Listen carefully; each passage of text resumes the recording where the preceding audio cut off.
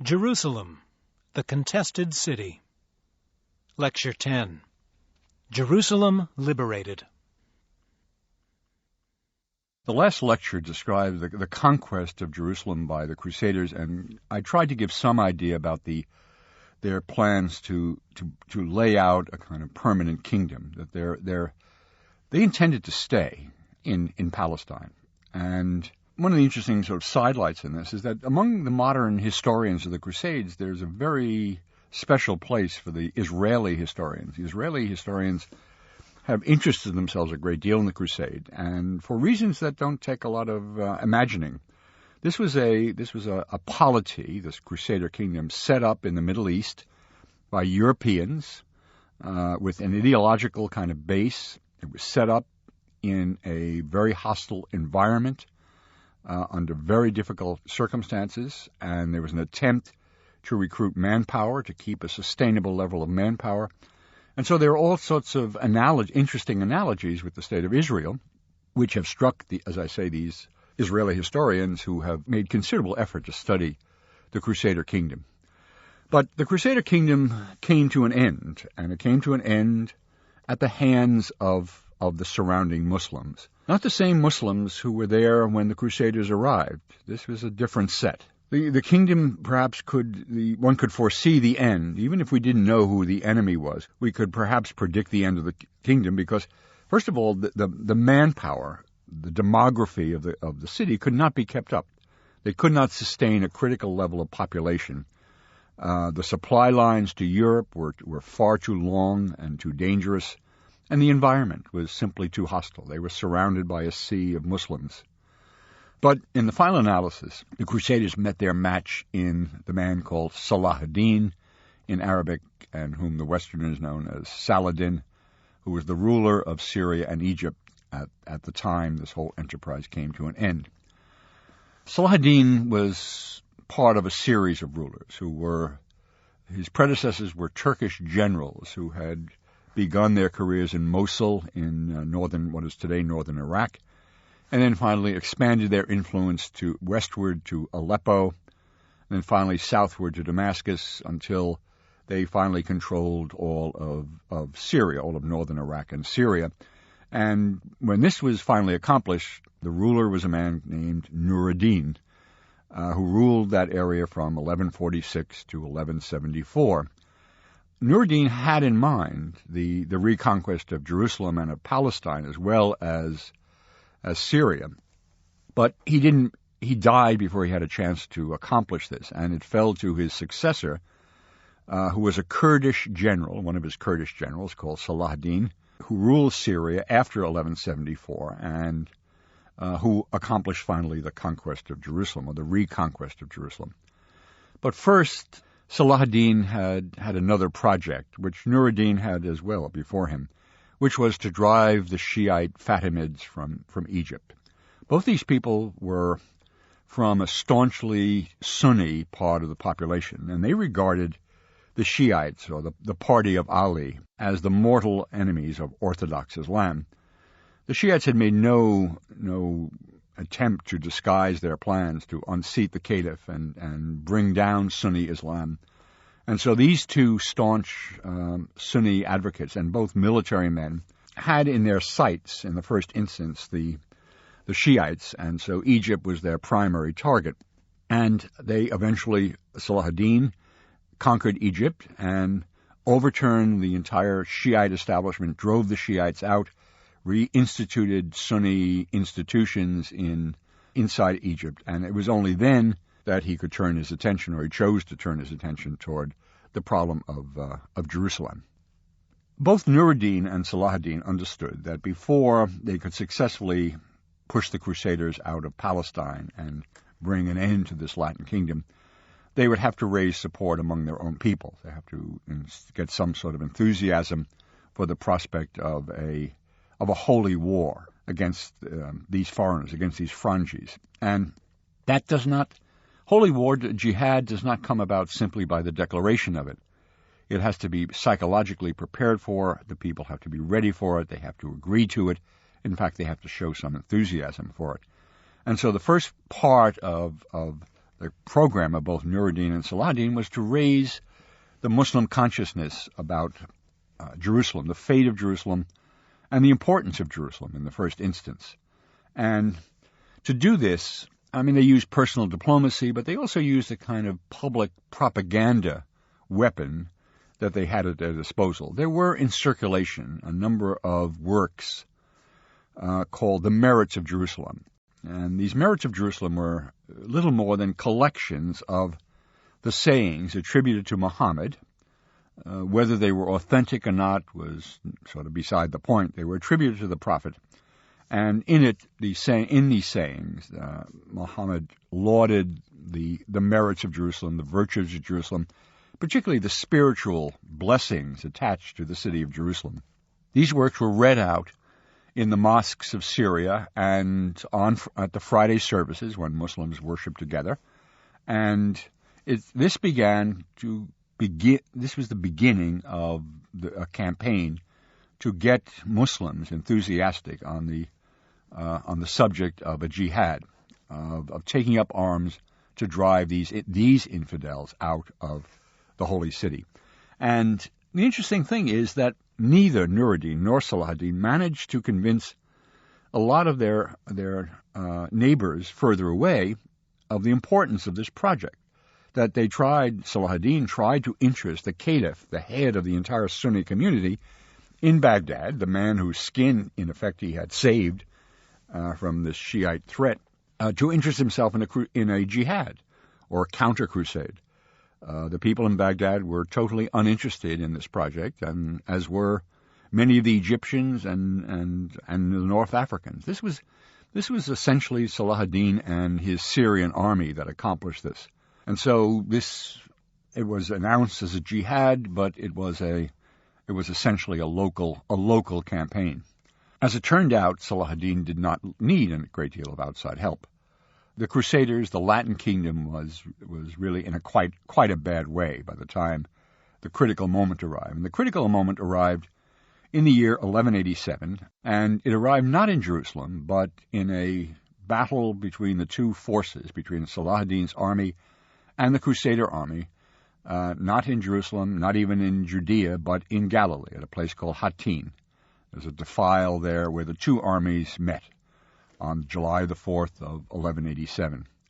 And in this encounter, Saladin and his army inflicted this decisive defeat on the Crusader army, and who had incidentally carried with them from Jerusalem, in the usual casket in which the remains were kept, the relics of the True Cross.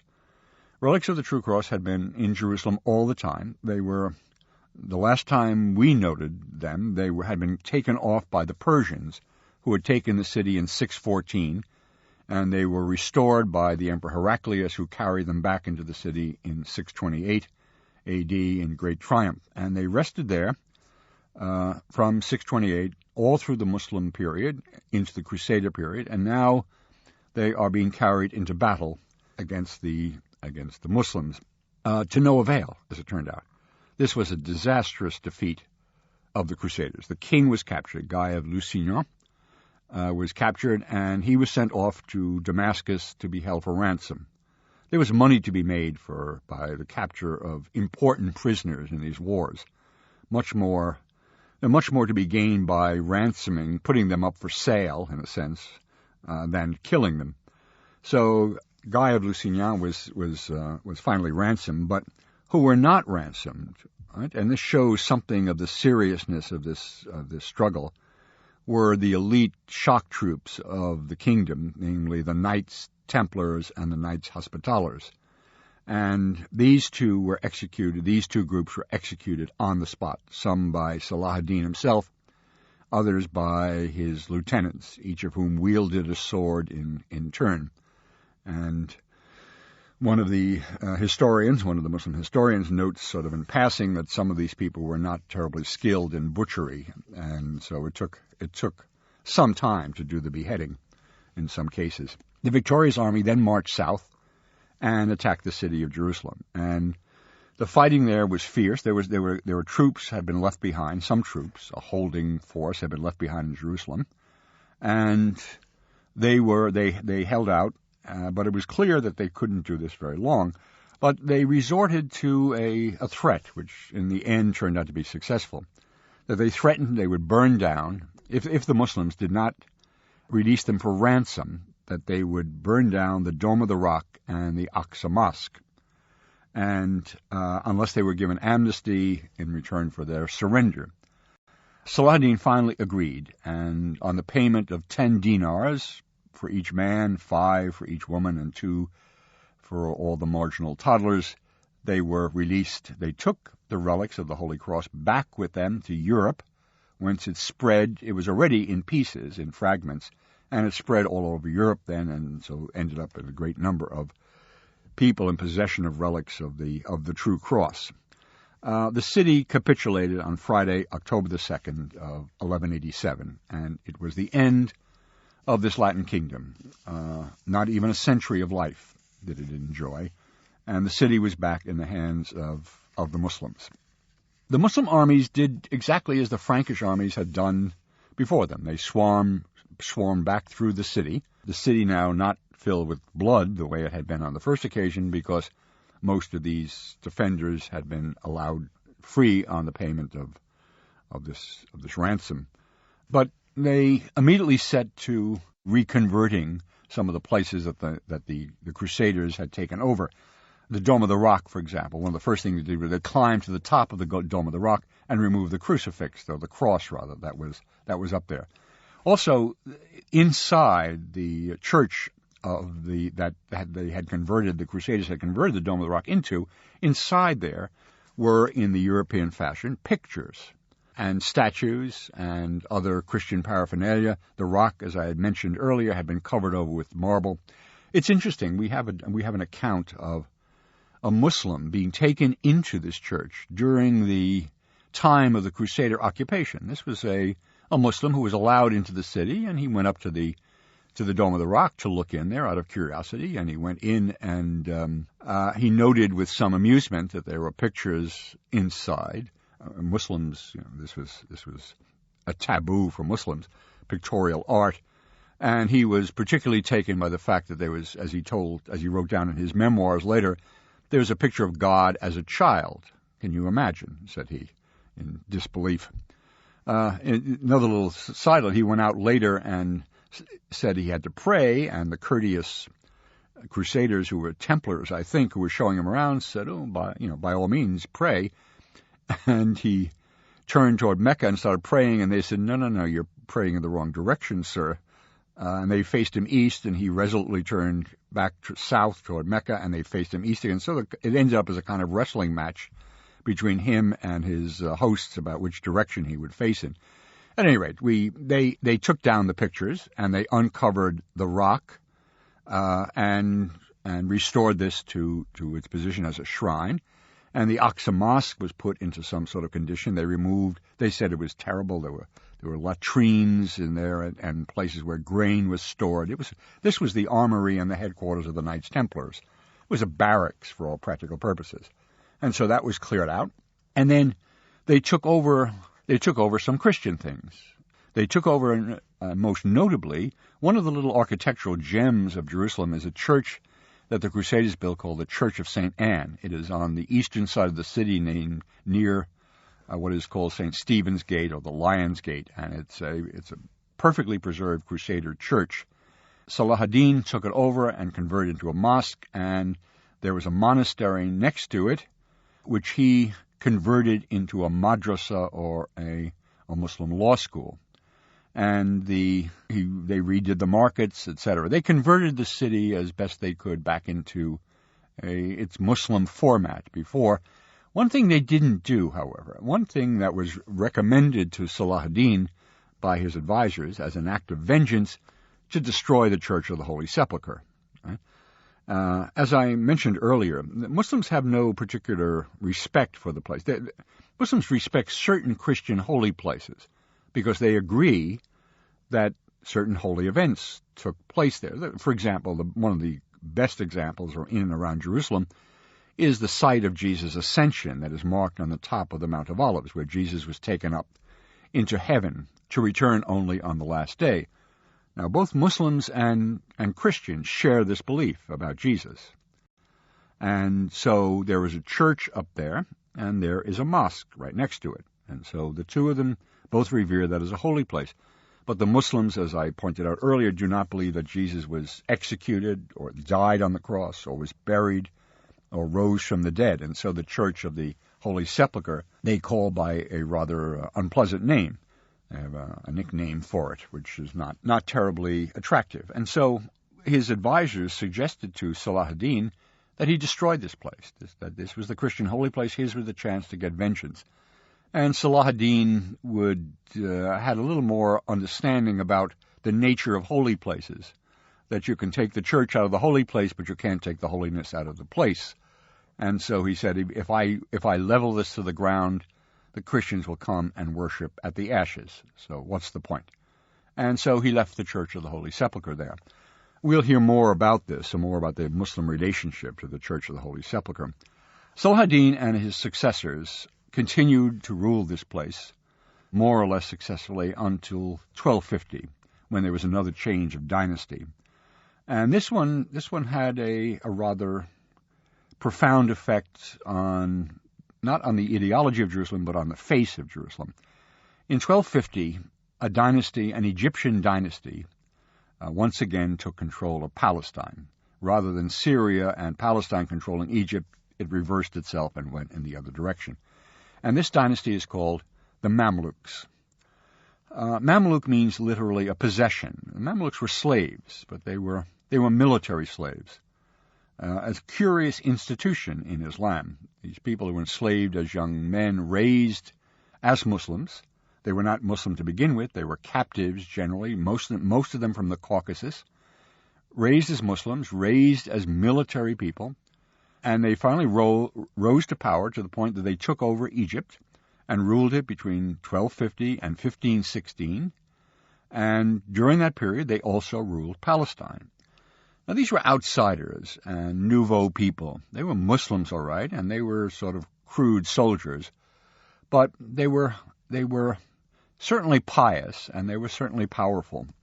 They invested considerable wealth in the city of Jerusalem, so that during those 300-odd years, right, that Jerusalem took on a lot of the aspects, Muslim Jerusalem, a lot of the aspects that it has today, because the Mamluks had underwritten a variety of building projects in the city.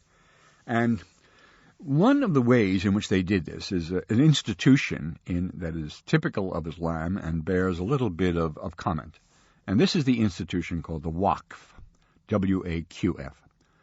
A Waqf is a religious foundation, right? Not unlike American-style foundations, but in it, a Muslim deeds his property to God, right? And the result of this is it makes that property inalienable, it can't be sold, and it's also untaxable, right? But the owner, the one who's handing it over to God, gets to specify in a contract, in a contractual form, what pious purpose the continuing income of this property is to be devoted to. Expenses are deducted to keep the property running. And who is to do the running? Who are going to be the executors of the Waqf? Frequently, it's the donor's family that is supported in this fashion. And this institution of Waqf, of giving through foundation, is enormously important in the economic and religious life of Islam, because most of the mosques, most of the law schools, the madrasas, and most of the Sufi convents that are built across the face of Islam are built and staffed through these Waqf endowments, at least originally. Right? That this was the chief way in which religious building projects were patronized. Not only that, but that a great deal of the philanthropic giving, the support of other charitable institutions supporting people who want to make the Hajj, or the poor, or the needy, were supported through this Waqf kind of endowment. So the way the Mamluks invested their money in Jerusalem is by turning over property, Waqf property, which they owned in Egypt, perhaps, or other places, and that the income for that property would be devoted to the construction and staffing of religious buildings, not only in Jerusalem, but also in Mecca. one of the characteristics of these Mamluks is that they passed in and out of power rather quickly. They had a process where Mamluks were not permitted to be succeeded by their own sons, and so they were succeeded by the next generation of Mamluks. It's a rather curious way of proceeding, and they seem to have observed this. The sons of Mamluks were simply brought up as rich, spoiled kids and given the Ferrari and said, go and amuse yourself because you're never going to be the president of this place. Right? It's unthinkable, and it never happened. So there were a lot of turnover among the Mamluks. They retired. They were forcibly retired. They were sent into exile. And of the places of exile, what they really preferred to be exiled to Damietta in Egypt, which was a very pleasant place. The last place they really wanted to be exiled to was Mecca, which is very holy but very out of the way and with a very unfortunate climate. And the second favorite place to be exiled to, if they had to go into exile or retirement, was Jerusalem. And so a lot of investment, there's a lot of Mamluk investment in Jerusalem. And it was the Mamluks who reconstructed along the northern and the western sides of this Haram al-Sharif. Haram al-Sharif is Herod's platform. And the eastern side falls off very sharply down into the Kedron Valley.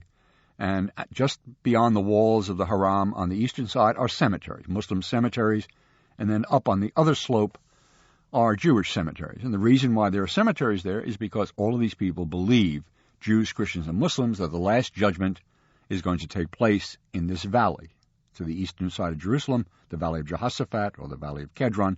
So why not save time and effort and get yourself buried there to begin with? So, and on the southern side of the Haram is, again, it falls away sharply. There's a very steep wall.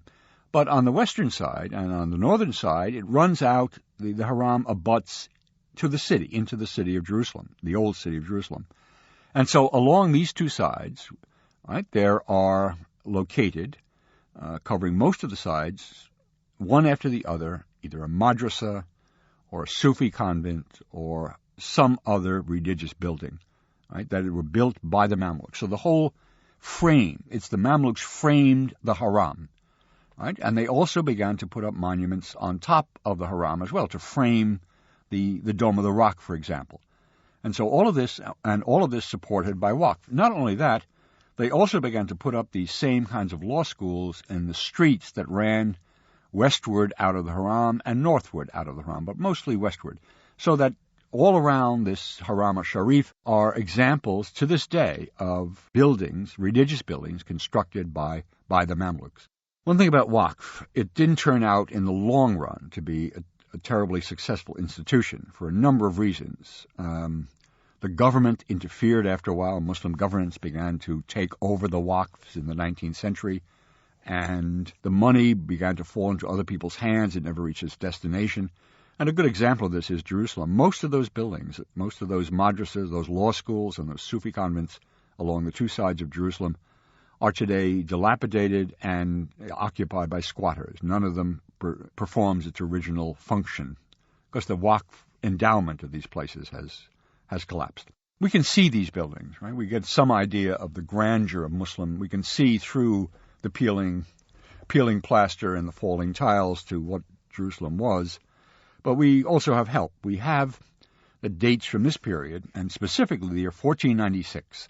One of the local Jerusalemites, the Chief Justice of Jerusalem, as a matter of fact, the Chief Qadi, or Justice of Jerusalem, was also a considerable historian, and he wrote a history of Jerusalem and of Hebron. His name is Mujir ad-Din al-Ulemi, and it's a survey of the history of Jerusalem, and we know a lot about the past of Jerusalem from other places, but where it gets interesting is his description of contemporary Jerusalem, which he describes in considerable detail. He takes us through the streets of Jerusalem, through the quarters of Jerusalem, through the chief buildings of Jerusalem. And so this is really like an architectural history of the city, but written as a history, written as a literary document. And we can compare what we have from Mujir ad-Din with what we have from the physical remains of his things and get some pretty good idea of what Jerusalem was like at the end of the 15th century when he wrote. This is almost the end, of course, of the Mamluk period. The Mamluks are running out of steam by 1496 when Mujahideen wrote his history. Meanwhile, in the city, there's another development, and which is the return of the Franciscans. Franciscans are a religious order, a mendicant religious order, founded in Europe by a rather special man called Francis of Assisi. And the founder, who was a bit of an eccentric, which was part of his charismatic appeal, I suppose, he felt he had a special calling to convert the Muslims, and he went off on one of these crusades, and in the year 1219 he ended up crossing the crusader lines in Egypt. This particular crusade was in Egypt, and addressing the Sultan, the Egyptian Sultan al-Malik al-Kamil, trying to persuade him that he should convert to Christianity. Al-Malik al-Kamil was not particularly impressed. He was impressed by Francis, I guess, by his courage, if nothing else, or his bravado. But he didn't become a Franciscan or even a Christian. But the Franciscans had this thing about the Holy Land, and gradually and eventually they won their way back. All the Latin clergy had been cleared out of there when the Muslims took the city over. When the Muslims regained the city in 1187, that was the end of the Latin clergy. The Greeks and the Syrians and all the local clergy returned and took over their churches. But the Franciscans, right, in 1343, the Franciscans managed to get their way back into the Holy Land, get their way back and to get a foothold back in the Church of the Holy Sepulchre, into one of its chapels, the Chapel of Mary Magdalene, which is on the northern side of the Sepulchre, and had their foothold there. And in 1343, they were also the head of the Franciscans in Jerusalem was given the title by the Pope of Guardian of the Holy Land, Custos Sanctae Terrae, a title which he holds to this present day. And he was given, this was a papally certified monopoly over all the Latin Christians in Jerusalem, who were not many, but it meant that in the future they would be the official custodians and guides for any European Christian pilgrim who arrived in the city. And the consequences of this were considerable, as we shall see.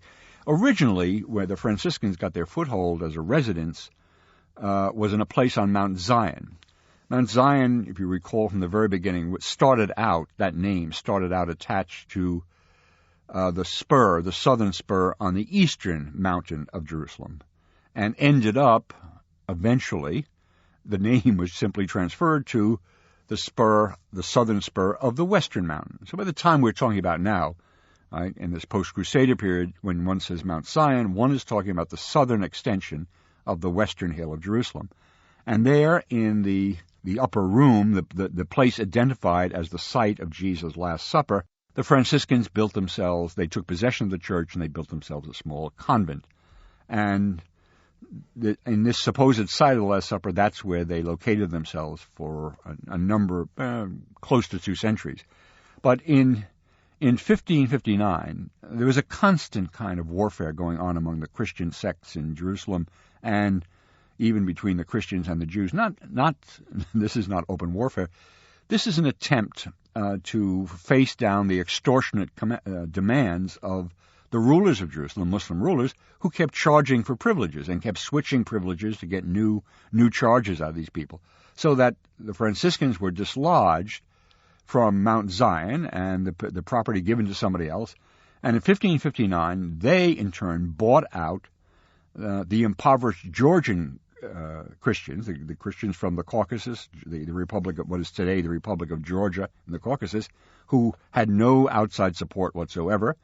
The Franciscans bought their church closer to the Church of the Holy Sepulchre, renamed it the Church of Saint Savior, and made it their headquarters in Jerusalem, where it remains today as their center. So the Latins are back in Jerusalem, not politically, but they're back. There's some sort of presence. There's certainly a clerical presence back in Jerusalem, and that the Latin Christians, in the person of the Franciscans, take their place at the side of the other Christian, now minorities in Jerusalem, the Greeks, the Armenians, the Georgians, the Copts, the Jacobites, the others, right, as part of the religious mix in Jerusalem, and under the Muslims who have now regained control of the city, and the still small colony of Jews living in their quarter.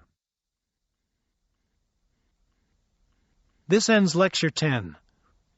Remember to visit this course's webpage at www.modernscholar.com, where you'll find additional information about the lectures you just heard. You just heard. You just heard. You just